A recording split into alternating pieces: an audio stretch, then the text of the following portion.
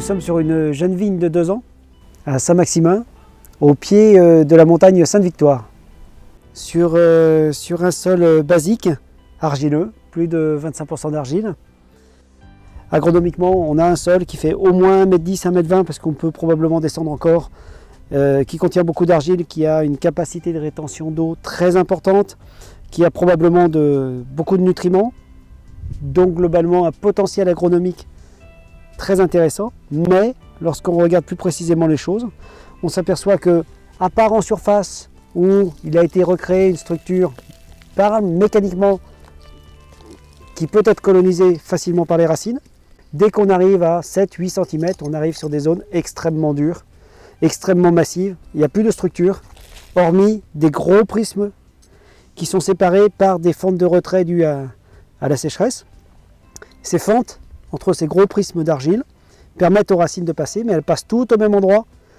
Le sol commence à se restructurer autour de ces fentes de retrait, recréer à nouveau des structures. On voit des signes de matière organique qui descendent le long de ces failles, de ces fissures, ce qui fait un volume de sol prospecté par les racines qui est finalement réduit aux zones fracturées et qui permettent mécaniquement aux racines de descendre. Ce qui fait un pourcentage de sol exploité réellement très faible. Lorsqu'on arrive à casser un peu de cette structure-là, on voit de nombreuses traces qui sont des signes évidents d'anoxie, avec des taches noires, des taches ocre, des taches blanchâtres. Donc c'est un sol qui souffre du manque d'oxygène. Dès qu'il y a un peu d'eau, il souffre de l'excès d'eau. On retrouve des prêles qui sont des plantes qui marquent bien des sols hydromorphes. La vigne, depuis qu'elle a été plantée, a énormément de mal à se développer. Le recours à un outil à dents mécanique paraît illusoire dans ces conditions-là.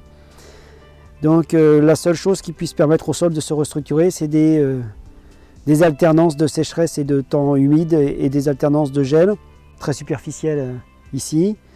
Donc il va falloir du temps pour petit à petit recréer à partir de ces failles et gagner de la structure de sol et de la colonisation racinaire.